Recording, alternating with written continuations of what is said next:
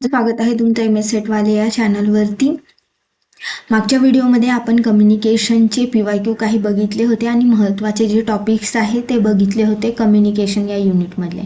या व्हिडिओमध्ये आपण बघणार आहोत रिसर्च ॲप्टिट्यूड्स म्हणजेच संशोधन अभियोग्यता यातले जे काही महत्त्वाचे टॉपिक आहेत, खूप महत्त्वाचे जे टॉपिक। तर इथे बघा क्वेश्चन दिलेला आहे, if one variable is measured on nominal scale and other variable is measured on interval scale the appropriate research method will be.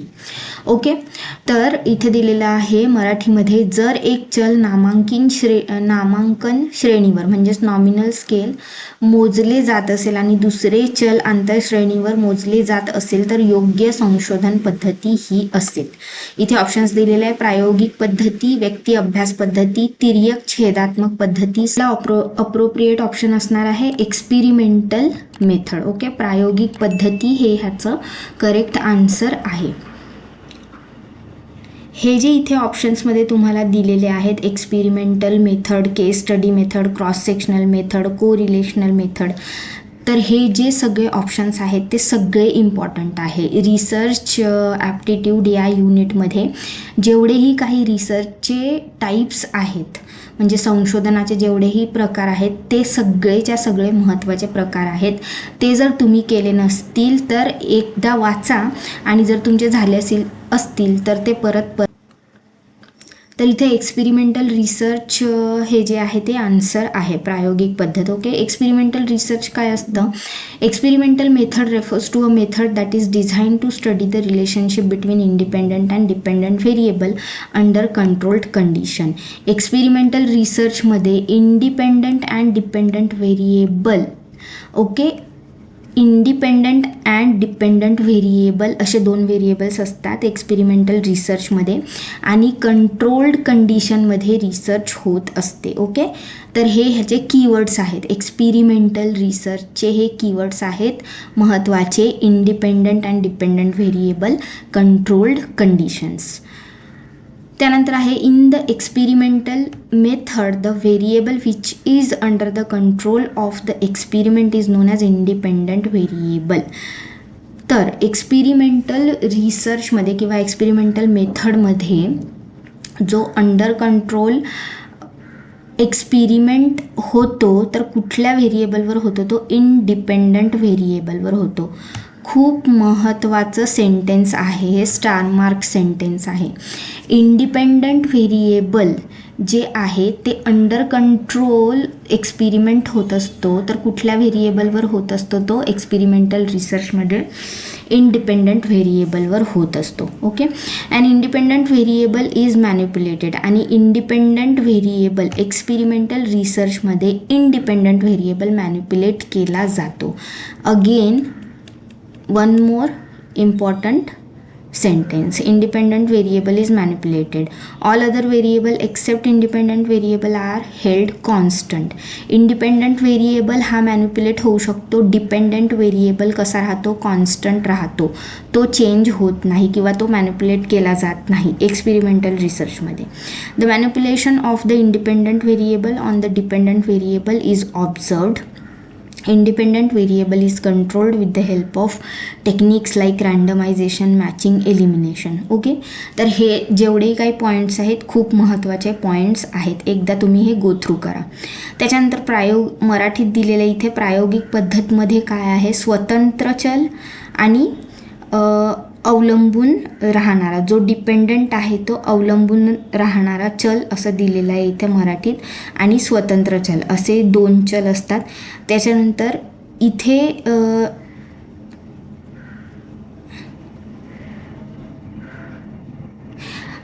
इथे जो प्रयोग होत असतो तो प्रयोगाच्या नियंत्रणात जो चल असतो तो कुठला चल आहे? स्वतंत्र चल असतो। स्वतंत्र चलामध्ये बदल केला जातो, हे महत्त्वाचं वाक्य आहे, स्वतंत्र चलामध्ये बदल केला जातो। स्वतंत्र चल वगळता इतर सर्व चल स्थिर ठेवले जातात। स्वतंत्र चलामध्ये केलेल्या बदलांचा अवलंबून चलावर होणारा परिणाम निरीक्षित केला जातो, म्हणजे जो स्वतंत्र चल आहे त्याच्यामध्ये बदल करून जो परिणाम होतो तो कुठल्या चलावर होतो? अवलंबून राहणाऱ्या चलावर। तर त्याचा परिणाम तो काय केला जातो, ऑब्झर्व केला जातो. आणि इथं स्वतंत्र चलाचे नियंत्रण रँडमायझेशन, मॅचिंग म्हणजे जुळवणी आणि निष्कासन इत्यादी तंत्रांनी केले जाते. हे खूप महत्त्वाचे पॉईंट्स आहेत. तुम्ही तुमच्या नोट्समध्ये हे नोट डाऊन करून ठेवा. ओके, किंवा ह्या स्लाईडचा स्क्रीनशॉट घेऊन ठेवा. तुम्हाला खूप उपयोगी होईल हा एक्झामसाठी. एक्झामच्या आधी हे नक्की वाचून जावा. खूप महत्त्वाचे पॉईंट्स आहेत हे. आणि एक महत्त्वाची गोष्ट, कोणीतरी मला कमेंट केलं होतं कमेंट बॉक्समध्ये, ओके ओके ओके. तर आय गेस त्यांचं म्हणणं असं असेल की मी खूप जास्त वेळा ओके ओके म्हणते, म्हणजे 10 मिनिटात 1,00,000 वेळा वगैरे मी ओके ओके म्हणत असेल.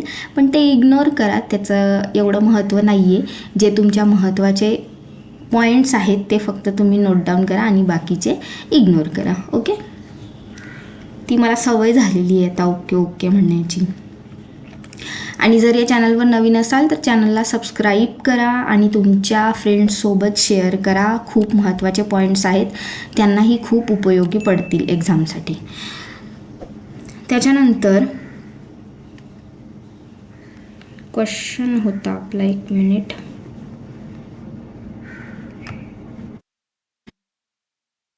क्वेश्चन आहे, which of the following is not a characteristic of good hypothesis. Options दिलेले आहे, टेस्टॅबिलिटी, ऑब्जेक्टिव्हिटी, कॉम्प्लेक्सिटी, कॉन्सेप्च्युअल क्लॅरिटी. खालीलपैकी कोणते चांगल्या परिकल्पनेचे वैशिष्ट्य नाही?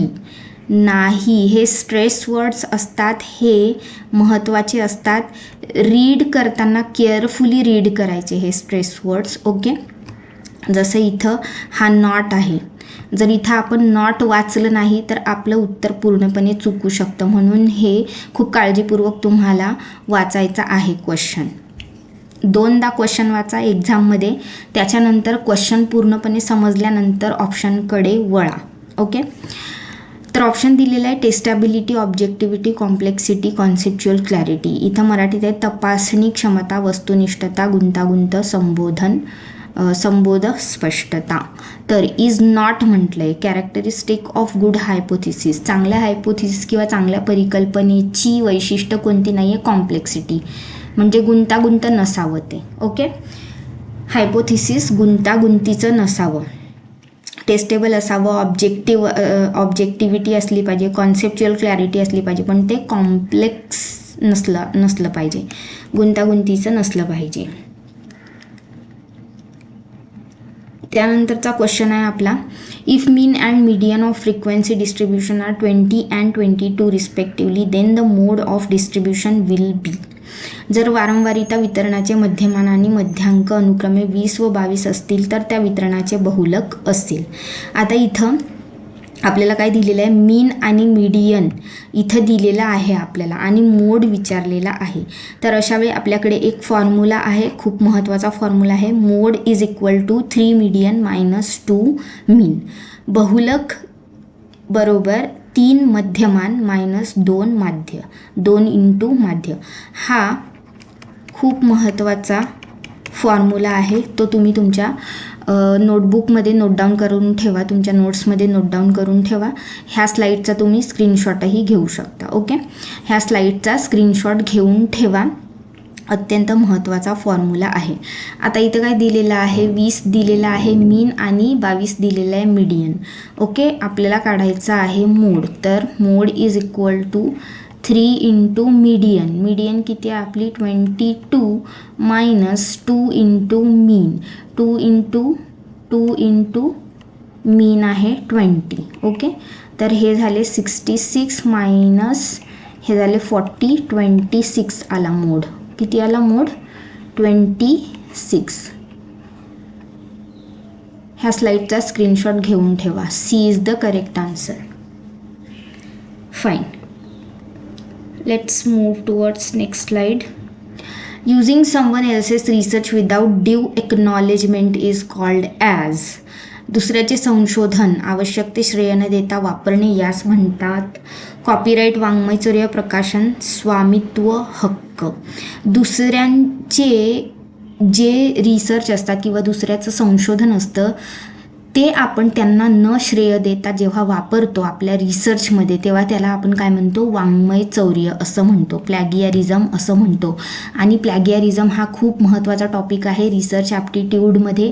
त्याचे वेगळे वेगळे लेवल्स आहेत. आता आपण बघूयात ते लेवल्स अत्यंत महत्त्वाचे आहेत. त्याच्यावर क्वेश्चन येऊ शकतात पेपरमध्ये. ओके, खूप महत्त्वाचं आहे प्लॅगियारिझम लेवल, तुम्हाला माहीत असायला पाहिजे प्लॅगियारिझमचे लेवल.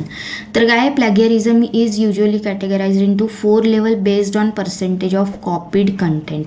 ओके, तर किती कंटेंट कॉपी केलेला आहे, किती पर्सेंट कॉन्टेंट कॉपी केलेला आहे, ह्याच्यावर 4 लेवल्स असतात प्लॅगियारिझमचे. तर प्लॅगियारिझमचे किती लेवल्स असतात, level 0, level 1, level 2 and level 3 असे 4 लेवल्स असतात. प्लॅगियारिझमचे किती लेवल्स असतात, 4 लेवल्स असतात. लेवल 0 पासून सुरू होतं. Level 0, level 1, level 2 and level 3. आणि त्या पर्सेंटेजप्रमाणे ह्या लेवलमध्ये जे आहे ते डिवायडेशन ह्याचं झालेलं आहे आणि त्याच्यावर कुठल्या कुठल्या पेनल्टीज आहेत ते पण इथं दिलेलं आहे. लेवल 0 म्हणजे लेस दॅन 10% किंवा इक्वल टू 10% प्लॅगियारिझम असेल तर काय असतं, हे मायनर प्लॅगियारिझम असतं, एक्सेप्टेबल असतं, त्याच्यासाठी काहीही पेनल्टी नसती. त्याच्यानंतर लेवल 1 प्लॅगियारिझम कशात येतं, ग्रेटर दॅन 10% टू 40%. 10 to 40% जर प्लॅगियारिझम असेल तर पेनल्टी असती. स्टुडंटसाठी काय पेनल्टी असती, resubmission of assignment thesis after revision. 10 to 40% जर प्लॅगियारिझम आहे तर ते लेवल 1 प्लॅगियारिझम असतं आणि स्टुडंटला त्यांचं जे थिसिस आहे किंवा असाइनमेंट आहे परत रिसबमिशन त्याचं करावं लागतं. आणि फॅकल्टीसाठी किंवा रिसर्चरसाठी म्हणजे जे आपले सुपरवायझर असतात त्यांच्यासाठी काय असती penalty, withdrawal of submitted manuscript आणि वॉर्निंग त्यांना दिली जाते.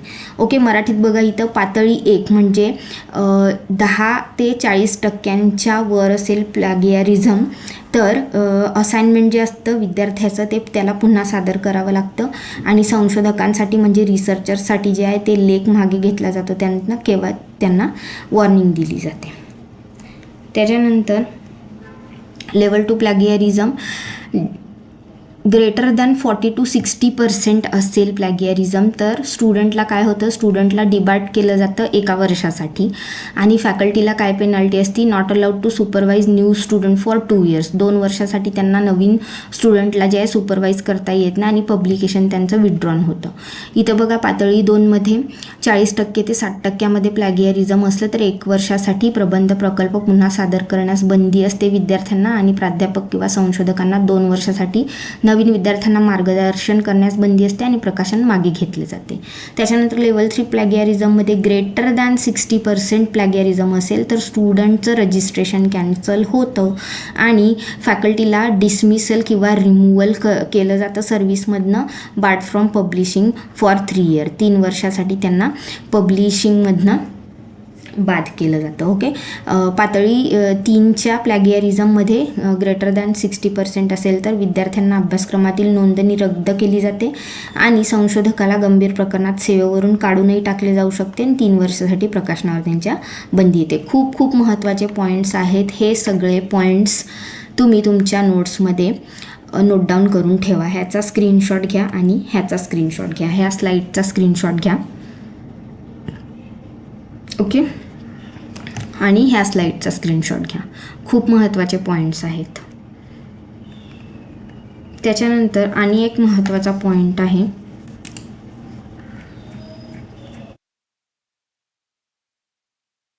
Scale of measurement. रिसर्च ॲप्टिट्यूडमध्ये स्केल ऑफ मेजरमेंट हा जो आहे हा अत्यंत महत्त्वाचा पॉईंट आहे. त्याच्यात आपण बघतो nominal scale, ordinal scale, interval scale आणि रेशो स्केल असे 4 प्रकारचे स्केल असतात स्केल ऑफ मेजरमेंटमध्ये.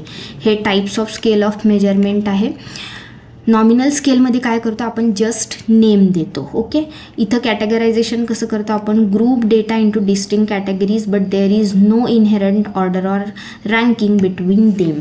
नॉमिनल स्केलमध्ये कुठल्याही प्रकारचं ऑर्डर किंवा रँकिंग नसते. आपण जस्ट लेबलिंग करतो.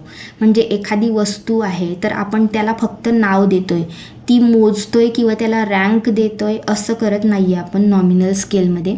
त्याचे एक्झाम्पल्स आहेत जेंडर म्हणजे मेल फिमेल असेल तर आपण मेल फिमेल असं डिस्टिंग्विश करतो आहे. एथनिसिटी, कार ब्रँड्स, एखादी कार आहेत तर त्याचं ब्रँड कुठलं आहे, जस्ट आपण लेबल करतो. कुठल्याही वस्तूचं नामकरण म्हणा तुम्ही, असं नामकरण म्हणून इथं लक्षात ठेवा. ओके, नामकरण किंवा नाव देणे, नुसता नाव देणे, एवढा आपण नॉमिनल स्केलमध्ये करतो. तिथे कुठल्याही प्रकारचा ऑर्डर नसतो, रँक नसतो.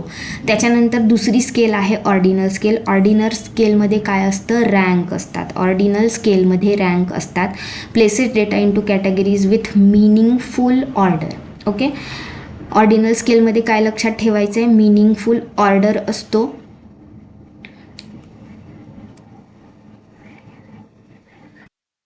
ऑर्डिनल स्केलमध्ये ऑर्डर असतो, but intervals between categories may not be equal. इथं फक्त एक ऑर्डर असतो आणि हे इंटरवल जो असतो बिटवीन कॅटेगरीज तो इक्वल नसतो. कशात, ऑर्डिनल स्केलमध्ये. इंटरवल असू शकतो पण तो जो इंटरवल आहे कॅटेगरीजमधला तो इक्वल ऑर्डरनेच असेल असं नाही, पण ऑर्डर तर असतो. म्हणजे 1, 2, 3 आपण रँकिंग सिस्टीम असं हे करतो. आपले रँक्स असतात, जे first rank, second rank, third rank, हे रँकिंग असतात. हे कशात येतं, हे कशाचं एक्झाम्पल आहे, ऑर्डिनल स्केलचं. इथे एक्झाम्पल दिलेलं आहे सॅटिस्फॅक्शन रँकिंग.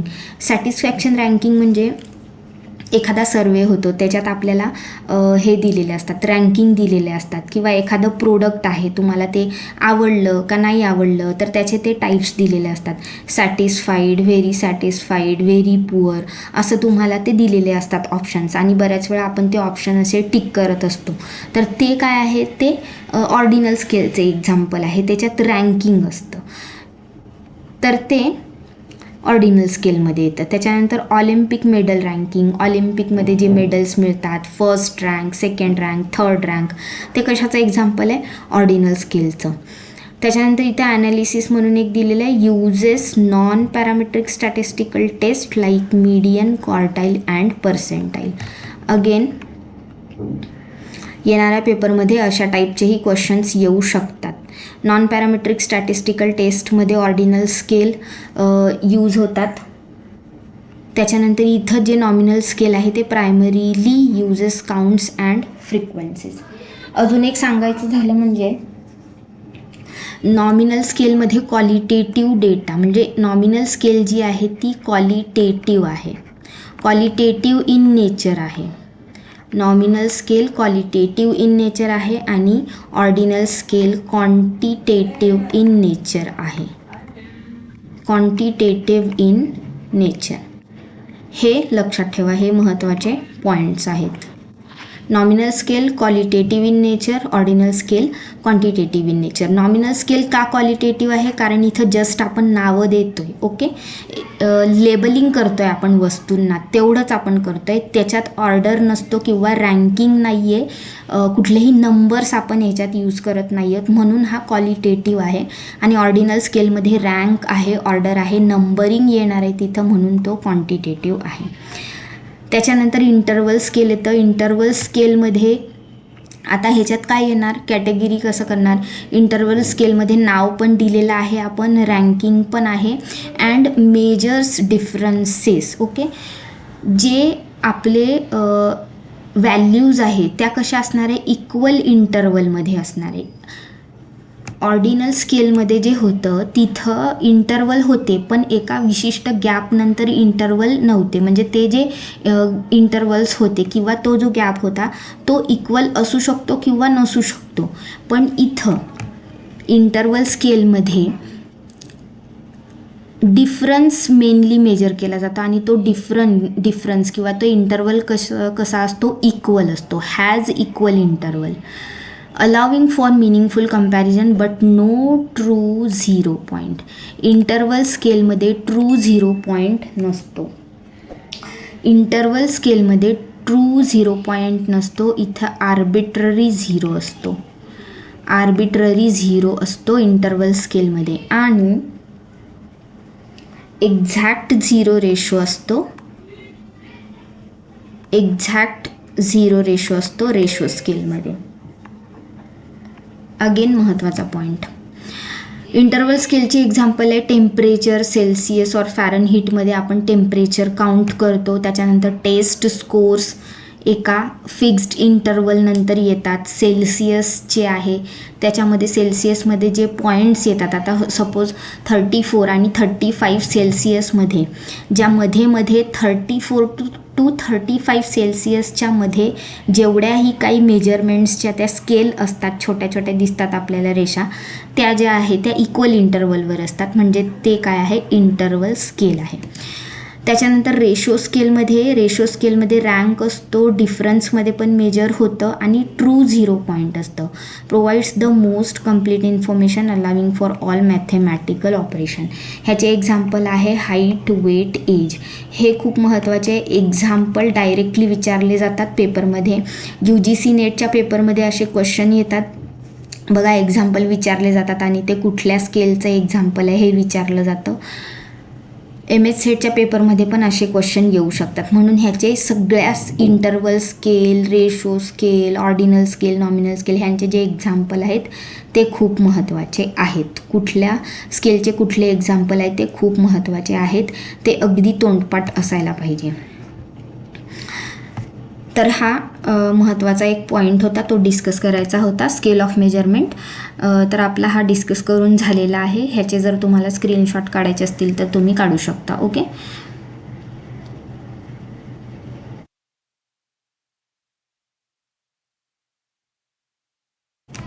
आणि ह्या स्लाईडचाही स्क्रीनशॉट घ्या.